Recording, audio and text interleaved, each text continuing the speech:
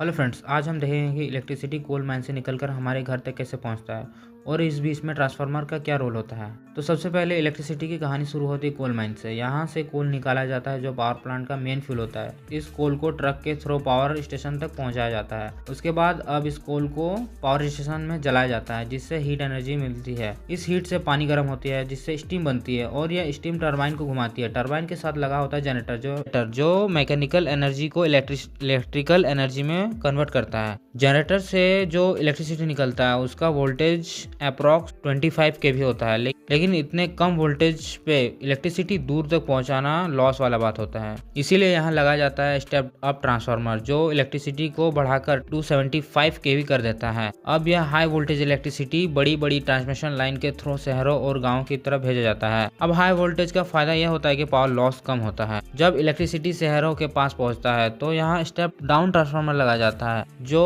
यह वोल्टेज को 275 kV से कम करके 11 kV कर देता है। इसके बाद अब यहाँ 11 kV के लाइन जो है वो लोकेलिटी में आने के बाद यहाँ एक और ट्रांसफार्मर लगाया जाता है जो कि स्टेप डाउन ट्रांसफार्मर होता है। 11 kV को स्टेप डाउन करके 230 kV कर देता है। 230 वोल्ट की सप्लाई जो है यही हमारे घर के फैंस, लाइट, टीवी और फ्रिज में यूज होता है। तो फ्रेंड्स, इसी तरह इलेक्ट्रिसिटी कोल माइन से पावर स्टेशन से ट्रांसफार्मर और ट्रांसफार्मर से ट्रांसमिशन लाइन के थ्रू फाइनली हमारे घर तक पहुंचता है। तो फ्रेंड्स, आपको अगर हमारा वीडियो पसंद आया तो लाइक, शेयर एंड सब्सक्राइब करना ना भूलें।